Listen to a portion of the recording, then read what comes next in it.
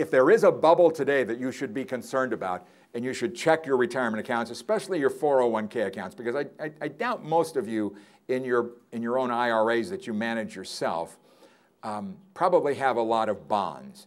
But in your 401k, you might have a default investment in there, or one of the options that somebody gave you the wisdom of saying, well, you need to be diversified, which is probably the worst piece of investment advice you could have out there, okay? You don't need to be diversified, okay? There are reasons that they'll want you to be diversified, but I won't go into that right now. But owning bonds right now is a pretty dangerous thing because interest rates are so low and inflation is so low. You have to understand the dynamics of a bond, okay? Bonds are sensitive to one thing, whether it's a municipal bond, a corporate bond, a treasury bond, whatever it is, they are sensitive to movements in interest rates. When interest rates go up, the value of a bond goes down. It's as simple as that. Well, with interest rates where they are right now, the odds of interest rates on bonds going down very much are very slim, almost impossible. But yet someday, somewhere along the line, interest rates will go up. And we're sort of starting to see some evidence of that right now. We're starting to see a little evidence of inflation and interest rates starting to move back up. So if you own bonds or a bond mutual fund, you might want to check the maturities, okay? You want to keep the maturities as short as you possibly can right now. 5 years, something like that would be appropriate.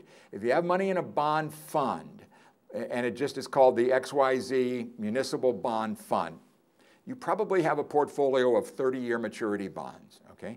That same family of mutual funds probably has something called an intermediate term bond fund, where they keep the maturities much shorter.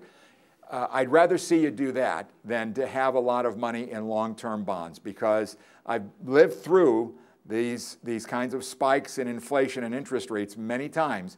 And again, that period back in the 70s and 80s, I can honestly say this, my work when I was working in the industry, and then my own observations in what I do now, I've seen more people lose money in bonds than in stocks. You go into a stock with the understanding that stocks go up and down, but people have this perceived belief that bonds are safer, and they're not. Okay, right now they're actually the risk is much more than owning stocks, and you don't have any inflation protection.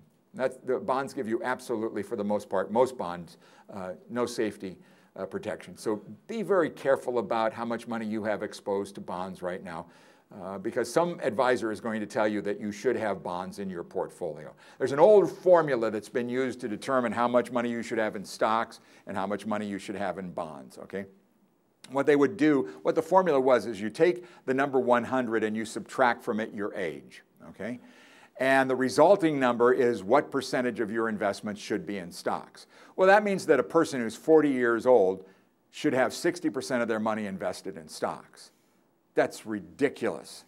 A person that's 40 years old should have, in my opinion, 100% of their money invested in the stock market, because they're young, they have a lot of time on their side, and they can ride out volatility in the stock market. So someone came up with the idea of, let's revise that a little bit and use the number 115.